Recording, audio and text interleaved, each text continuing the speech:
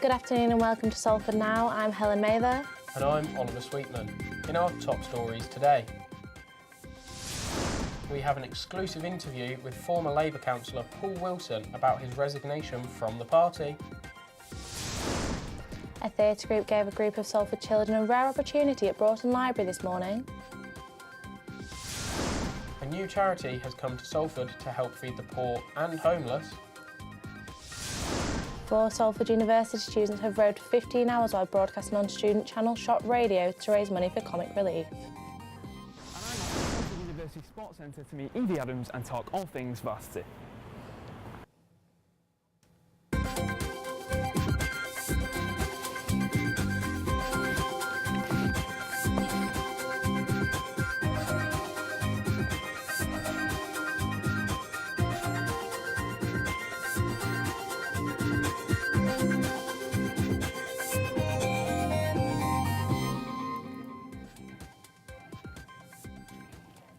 A new campaign filmed in Eccles is using one woman's story to encourage others to give up smoking. The campaign, by the Greater Manchester Health and Social Care Partnership, hopes to encourage people across Salford to quit smoking and improve public health. Madison Radford has our top story today. I started smoking when I was 13 until I was 45. As I got to 18, I was smoking 20 a day. It's a new campaign to encourage people around Greater Manchester to quit smoking. And in the Eccles Cafe where it was shot, its star is getting ready for another day of service. After a cancer scare in 2014, Lisa decided to quit. It all changed when I'd lost my voice for about 6 weeks. It was just coming in and out, but I had no pain with it. And then I thought I had an ear infection, so I went to the doctors and he sent me for an emergency x-ray. And within 3 days I was in surgery. Because of my dad's history, my family history with throat cancer, I thought that was me, and I just didn't want to go. I wanted to live more than a cigarette. Although the amount of smokers in Salford has reduced by 20% since Last month, Salford councillor Paul Wilson resigned after facing issues within the Labour Party. Our reporter Nadine Rose sat down for an exclusive interview with him.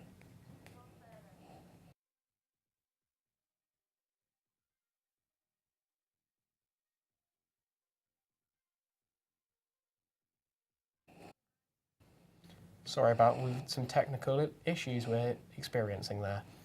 On to our next story. Forest Tribe Dance Theatre have been touring Greater Manchester using libraries and community centres as venues. The group are using the performances to provide local children with access to the theatre and help them encourage with local libraries, Benjamin and Stacey visited Broughton Library The where the Forest group Tribe Dance Theatre are transforming local libraries in Greater Manchester using illusion, puppetry and physical theatre to create an interactive experience named a Laureate. Today, they have chosen Broughton Library in Salford with the aim to help younger generations engage with and see their local learning spaces in a whole new light. So a Laureate is set in a magical world, and it's about two sisters who are together at the beginning, and then a massive storm happens and they get torn apart. Well, I just think it's so important that these spaces are used, and a library space is seen as somewhere that is really accessible and open to all different types of people from different types of communities, whereas a theatre maybe isn't seen as such an accessible space for different types of people. I really enjoy seeing how the children respond to the show. It takes a lot of hard work and a lot of skill to make sure they're fully engaged throughout the whole process. And the fact that they can interact and they understand what the show is telling them without words. This performance just goes to show that the library isn't always quiet. Benjamin Stacey, Salford Now. The Food Cycle charity have made their way up to Salford with the aim to feed the homeless, poor and hungry. Providing them with free food and company every Wednesday here in Salford, our reporter Damien Pickett visited yesterday's event to find out more. More than 4 million people suffer from food poverty. One charity is hoping to stop this, however, Food Cycle. Food Cycle has been described by guests as an opportunity for the community to come together and bond, and now the charity has been introduced to Salford in the Angel Centre. But first, what exactly is Food Cycle? So Food Cycle, we're a national charity, and we take surplus food from local supermarkets and create meals in the community. They are free course vegetarian meals. We get volunteers in at 4:30 at this particular one, and then aim to serve at 6:30. With 10 years of the charity existing, over 275,000 dinners have been had, with 424,000 kilograms of food waste being saved. The volunteer work is ceaseless too, with over 8,000 volunteers registered with Food Cycle and 227,000 hours given by volunteers nationwide.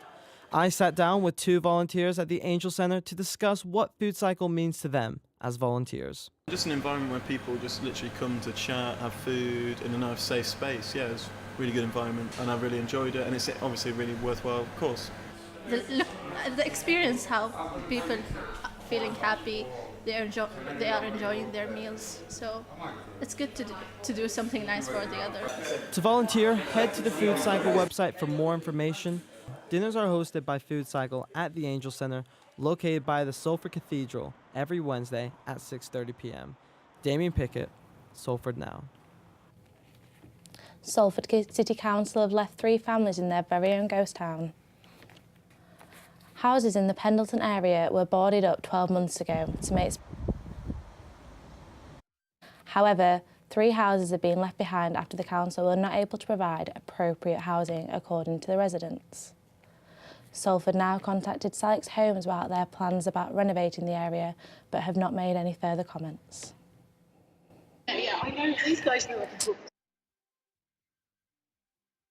For University, it will be the 4th time that Chester and Salford battle it out in over 25 sports, from rowing to rounders. Now live to our sports correspondent, Alistair Hancock. We're gone. Yes, that's right. I'm down here at Salford University Sports Centre, where in just under a week's time, the biggest sporting event in the university calendar gets underway. Chester University travels to Salford in hope to retain their title from last year, but on away soil, it's all to play for. And I'm now joined here at the Sports Centre by Sabbatical Officer Evie Adams. Evie, what's the excitement like ahead of next Wednesday? It's really nerve-wracking. This is the first one where I've been involved behind the scenes as well as actively on the day. I think everyone's really buzzing for it. We've got our T-shirts have just arrived today. So we've got loads of T-shirts to hand out to students that want them. All the prep's happening. I'm just praying that it doesn't rain in the next couple of days, so the pitches are okay. Checking out, working with the gym, obviously making sure our swimming pool's ready, making sure that we don't disrupt too many gym goers on the day. So yeah, it's really nerve-wracking. It's like the countdown is on, and I can't believe it's next Wednesday. Like, it's flown by so much since we first started planning this all the way back in October. And it won't just be the players taking part, there's also going to be students in Shock Radio as well.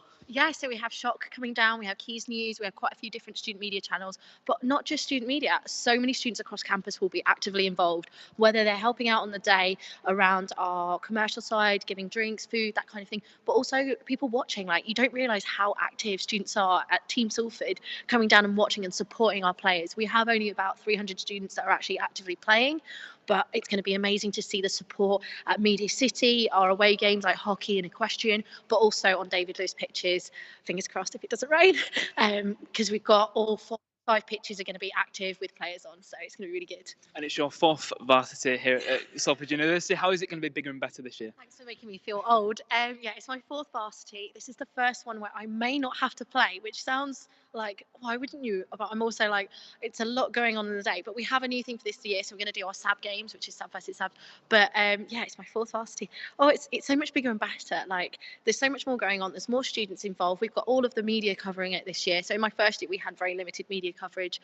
So it's great to see that everyone's getting involved from Media City to main campus, because I often feel like we're quite distant, but it's great the fact that we're all involved. And I'm so excited as well. Like, and yeah, I get to do some presentations. There's going to be tug of war. There's so much happening. You just need to get down here. And what's the students who haven't been involved before, what should they expect on the day? Fun, laughter, and a great atmosphere. I'm really excited to watch students who have never seen our student teams perform and have a good game. Like, watching students who have never seen their friends play rugby or football at a university level, having family members coming down. A lot of people don't realise, like, brothers, siblings, mums and dads come and watch and then disappear. And then obviously we have a lot of events going on in the evening. We have basketball, which is one of our best teams playing here. So it's going to be really, really good. Just get involved, get active, and be down from 11 o'clock. And you said before that you're not going to be involved this year, but you have been involved before in the rugby league side. Are you hoping to get another win this year? Yeah, the rugby girls are on there, and it's just going to be absolutely amazing. I hope we get a win. Like, I have absolute faith in the Salford students, and I really, really want them to win. Well, that's great. Well, thank you for joining us here today. It all comes down to next Wednesday. It's Salford against Chester. Who will win Varsity 2019? Thanks, Alistair. Now on to the rest of the day's sporting news. Salford City travel to Aldershot Town this weekend, and they'll be hoping to continue their strong run of form after 3 consecutive league wins. The Ammies will be hopeful, sitting 34 points above their opponents, who are currently battling relegation. Salford will also be feeling confident, having beaten second place Solihull Moors last weekend to boost their hopes of securing automatic promotion into the Football League. And in Rugby League, Salford Red Devils are also on the road as they travel to face Castleford Tigers on Sunday afternoon in the Betfred Super League. The two sides sit points in the league. However, Castleford currently sit 2 points above the Red Devils with a better point difference. The University of Salford are introducing women's football sessions run by Manchester United to their Give Sport a Go scheme. The programme, which is free to all staff and students registered at the university, aims to get more people active and involved in regular sporting sessions. And the 4 students from the University of Salford rode their way through Monday night to raise money for comic relief. Wearing their red noses, Alistair Hancock, Daniel Gibson, Ben Houghton and Ollie Thorpe broadcast through the night on Salford's student radio station, Shock Radio, while they rode for 15 hours and covered over 130 kilometres. Sophie Buxton went down to see how they got on. 3, 2, 1. It was a long night in Shock Radio, as 4 society members aimed to complete a sponsored row in aid of comic relief. I'm down here at Shock Radio in the Students' Union, here to see Shock's very own Monday Mix boys take on a 15-hour rowathon for comic relief. The row began at 6 p.m. on Monday, with the boys aiming to finish their challenge at 9 a.m. the next morning. on.